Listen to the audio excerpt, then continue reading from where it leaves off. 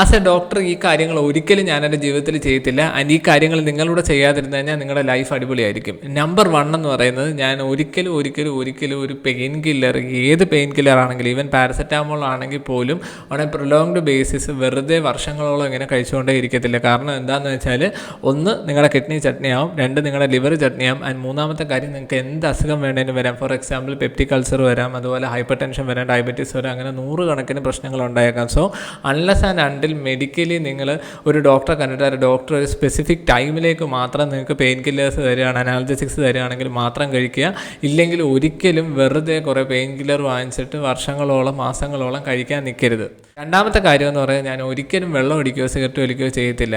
ഞാൻ നിങ്ങൾക്ക് തന്നെ പറഞ്ഞുതരാം. നിങ്ങളൊരു ആശുപത്രിയിൽ പോയിട്ട് ഏതെങ്കിലും ഒരു പൾമണോളജി വാർഡോ അല്ലെങ്കിൽ ക്യാൻസർ വാർഡോ കണ്ടിട്ട് അവിടെ ഇരിക്കുന്ന ഒരു 10 പേരെ കണ്ടാൽ മതി. പൊന്നു മക്കളെ, നിങ്ങൾ പിന്നെ ഒരിക്കലും വെള്ളം അടിക്കത്തുമില്ല, സിഗരറ്റ് വലിക്കത്തുമില്ല. സോ ഒരുപാട് രോഗികളെ കണ്ടത് വഴിയും അവരുടെ സഹനങ്ങൾ കണ്ടത് വഴിയും ഞാൻ പറയുന്നു, ഞാൻ എൻ്റെ ജീവിതത്തിൽ എന്തിനു വേണ്ടിയും എനിക്ക് എന്ത് നഷ്ടപ്പെട്ടാലും എന്ത് പ്രശ്നം വന്നാലും ഒരിക്കലും വെള്ളം അടിക്കത്തുമില്ല, സിഗരറ്റ് വലിക്കത്തുമില്ല. ഒന്നാമത്തെ കാര്യം, എൻ്റെ കുട്ടിക്ക് ഞാനൊരു ഫാദർ ആയതുകൊണ്ട്, എനിക്കൊരു കുഞ്ഞുള്ളതുകൊണ്ട് ഞാൻ ഒരിക്കലും എൻ്റെ കുഞ്ഞിന് ചോക്കിങ്ങിന് സാധ്യതയുള്ള ഒരു സാധനവും കൊടുക്കത്തില്ല. ചോക്കിങ്ങിന് സാധ്യതയുള്ള സാധനം എന്ന് പറഞ്ഞാൽ ഇപ്പം നട്ട്സ്, അതുപോലെ ഈ ചെറിയ ചെറിയ പീസായിട്ട് ഒരു ഷേപ്പില്ലാതെ മുറിച്ച ഫ്രൂട്ട്സ്, അല്ലെങ്കിൽ അതുപോലത്തെ സാധനങ്ങൾ, പ്രത്യേകിച്ചും കോയിന്, അത് ഈ നാണയങ്ങളുണ്ടല്ലോ, അതൊന്നും എൻ്റെ കുട്ടിയുടെ കയ്യിൽ ഞാൻ ഒരിക്കലും കൊടുക്കത്തില്ല. കാരണം അത് ചോക്കിങ്ങിനുള്ള പോപ്കോൺ, ഇതുപോലത്തെ സാധനങ്ങളൊന്നും ഞാൻ എൻ്റെ കുട്ടിക്ക് കൊടുക്കില്ല. കുട്ടിക്ക് കൊടുത്തു കഴിഞ്ഞാൽ ചോക്കിങ് ഉണ്ടായേക്കാം. ചോക്കിങ് എന്ന് പറയുന്നത് ഭയങ്കര വലിയൊരു മെഡിക്കൽ എമർജൻസിയാണ്, നമുക്ക് അവോയ്ഡ് ചെയ്യാവുന്ന ഒരു മെഡിക്കൽ എമർജൻസിയാണ്. സോ അത് ഞാൻ എൻ്റെ കുട്ടിക്ക് ഒരിക്കലും ചെയ്യില്ല.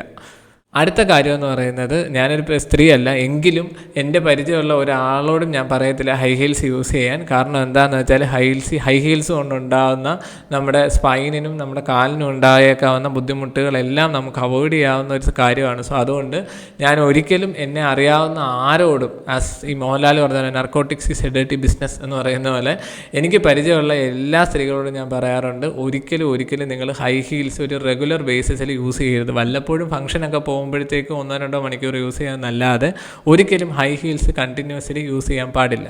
അടുത്തത്, ഞാൻ ഒരിക്കലും ഹെൽമെറ്റ് വെക്കാതെ വണ്ടി ഓടിക്കില്ല. ഹെൽമെറ്റ് വെക്കാതെ വണ്ടി ഓടിച്ചിട്ട് പറഞ്ഞു വീണാൽ ഉണ്ടാകുന്ന പ്രശ്നങ്ങൾ എന്തൊക്കെയാണെന്ന് ജീവിതം കൊണ്ട് തന്നെ പഠിപ്പിച്ച ഒരുപാട് രോഗികൾ എനിക്കുള്ളത് കൊണ്ട് തന്നെ ഒരിക്കലും നല്ല സേഫ്റ്റി മാനദണ്ഡങ്ങൾ പാലിച്ചുണ്ടാക്കുന്ന അടിപൊളി ഹെൽമെറ്റ് വെക്കാതെ ഒരിക്കലും ഞാൻ ബൈക്ക് ഓടിക്കില്ല. ബൈക്ക് ഓടിക്കുന്നത് ഞാൻ വളരെ കുറച്ച് ചെയ്യാറുള്ളൂ. ബൈക്ക് ഓടിക്കുകയാണെങ്കിൽ ഒരിക്കലും ഹെൽമെറ്റ് ഇല്ലാതെ ഞാൻ വണ്ടി ഓടിക്കില്ല. ആൻഡ് നെക്സ്റ്റ്, എനിക്ക് എപ്പോഴെങ്കിലും ജീവിതത്തിൽ ഷുഗർ വരാതിരിക്കാൻ ദൈവം സഹായിക്കട്ടെ.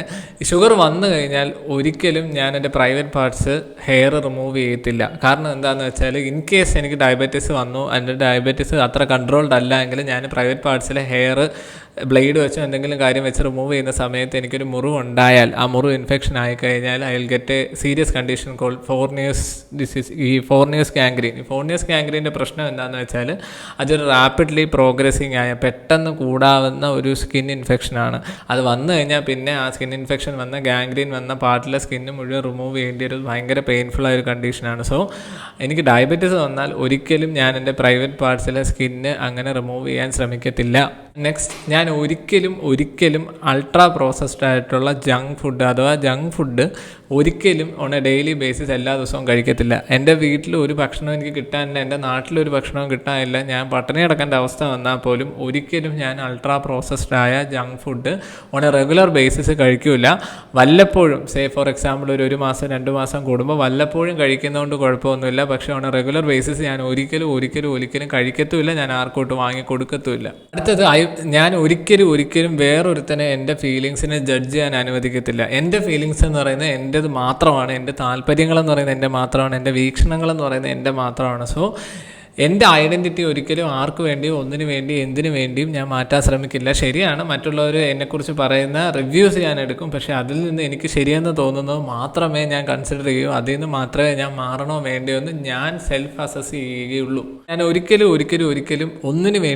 എന്തിനു വേണ്ടിയും എൻ്റെ ഉറക്കം നശിപ്പിക്കത്തില്ല. ഞാൻ എന്തായാലും എല്ലാ ദിവസവും 6 മണിക്കൂർ തൊട്ട് 8 മണിക്കൂർ നിർബന്ധമായി ഉറങ്ങിയിരിക്കും. കാരണം നമ്മുടെ ഭാവിക്ക് വേണ്ടിയുള്ള ഏറ്റവും നല്ല ഇൻവെസ്റ്റ്മെൻ്റ് എന്ന് പറയുന്ന ഒരു ഹെൽത്തി 5 to 7 hours സ്ലീപ്പാണ്. പറ്റുമെങ്കിൽ ഒരു 6 to 7 hours തന്നെ കിട്ടണം. സോ അത് ഒരിക്കലും ഞാൻ അവോയ്ഡ് ചെയ്യത്തില്ല. അടുത്തത്, ഞാൻ ഒരിക്കലും എനിക്കൊരു മെഡിക്കൽ കണ്ടീഷൻ ഇല്ലാതെ ഞാനൊരു ഡോക്ടറെ കാണാതെ, അല്ലെങ്കിൽ ഒരു ഡോക്ടർ എൻ്റെ പ്രായത്തിന് അനുയോജ്യമാണ് അല്ലെങ്കിൽ ഈ പ്രായത്തിൽ നിങ്ങൾ കഴിക്കേണ്ടതാണെന്ന് പറയാത്ത ഒരു സപ്ലിമെൻറ്റും, ഒരു മെഡിക്കലി പ്രൂവൺ അല്ലാത്ത ഒരു സ്റ്റഡീസും പബ്ലിഷ് ചെയ്യാത്ത ഒരു സപ്ലിമെൻറ്റും ഒരു ഹെൽത്ത് ഡ്രിങ്കും ഞാൻ ഉപയോഗിക്കത്തില്ല. അതൊരു ഡോക്ടർ അഡ്വൈസിൻ്റെ പുറത്ത് മാത്രമേ, ഇപ്പം ഞാനൊരു ഡോക്ടർ ആയതുകൊണ്ട് എനിക്ക് അവൈലബിൾ ആയ ലിറ്ററേച്ചറിൽ നിന്ന് എവിഡൻസ് ഉണ്ടെങ്കിൽ മാത്രമേ ഞാൻ ഉപയോഗിക്കത്തുള്ളൂ. And last but not the least, ഞാൻ ഒരിക്കലും ഒരു രോഗിയുടെയും ഫീലിങ്സിനെ മനസ്സിലാക്കാതിരിക്കത്തില്ല. ഒരാൾ എന്നോട് വേദനയാണെന്ന് പറഞ്ഞാൽ, അയാൾക്ക് സങ്കടമുണ്ടെന്ന് പറഞ്ഞാൽ, അയാൾക്ക് തലവേദന ഉണ്ടെന്ന് പറഞ്ഞാൽ, അയാൾക്ക് വയറുവേദന ഉണ്ടെന്ന് പറഞ്ഞാൽ, അയാളുടെ വേദന എന്താണോ ആ വേദനയെ ഞാൻ ഒരിക്കലും മനസ്സിലാക്കാതിരിക്കത്തില്ല. അവരുടെ വേദന അവരുടെ സൈഡിൽ നിന്ന് തന്നെ മനസ്സിലാക്കാൻ ശ്രമിക്കുക. ആൻഡ് ഒരിക്കലും ഞാൻ മരിക്കുന്നത് വരെ പേഷ്യൻറ്റിനെ നോക്കാതെ ഇരിക്കത്തില്ല. ഞാൻ എൻ്റെ ജീവിതത്തിൻ്റെ അവസാന ദിവസം വരെ ഞാൻ മരിക്കുന്നതും എൻ്റെ OPയിലിരുന്ന് തന്നെ ആയിരിക്കും. എന്നാൽ ഈ ലാസ്റ്റ് ബ്രത്തിലും ഞാനൊരു പേഷ്യൻറ്റിനെ നോക്കിക്കൊണ്ട് തന്നെ ആയിരിക്കും മരിക്കുക എന്നാണ് എൻ്റെ ആഗ്രഹം. സോ അത് തന്നെ ചെയ്യാൻ ഞാൻ ശ്രമിക്കും.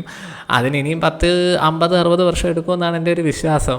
അപ്പം ഇതൊക്കെയാണ് ഞാൻ എൻ്റെ ജീവിതത്തിൽ ഒരിക്കലും ചെയ്യാത്ത അല്ലെങ്കിൽ ഒരിക്കലും ചെയ്യാതിരിക്കാത്ത കാര്യങ്ങൾ. സോ ഇതൊക്കെ ഹെൽത്തി ഹാബിറ്റ്സ് ആണെന്നാണ് എൻ്റെ വിശ്വാസം. സോ നിങ്ങൾ ഇതുപോലത്തെ കാര്യങ്ങളൊക്കെ ചെയ്യാൻ ശ്രമിക്കുക. ഈ വീഡിയോ ഇഷ്ടപ്പെട്ടെങ്കിൽ കമൻറ്റ് ചെയ്യുക. എന്നിട്ട് ഇതുപോലത്തെ എന്തെങ്കിലും കാര്യങ്ങൾ എനിക്ക് ഡിസ്കസ് ചെയ്യാൻ, ലൈക്ക് നിങ്ങൾക്ക് ഞാൻ ഡിസ്കസ് ചെയ്യണമെന്ന് ആഗ്രഹം ഉണ്ടെങ്കിൽ അതുകൂടെ കമൻറ്റ് ബോക്സിൽ മെൻഷൻ ചെയ്തേക്കുക. സോ എല്ലാവരും സേഫായിട്ടിരിക്കുക, അടിപൊളിയായിട്ടിരിക്കുക, ഹാപ്പി ആയിട്ടിരിക്കുക.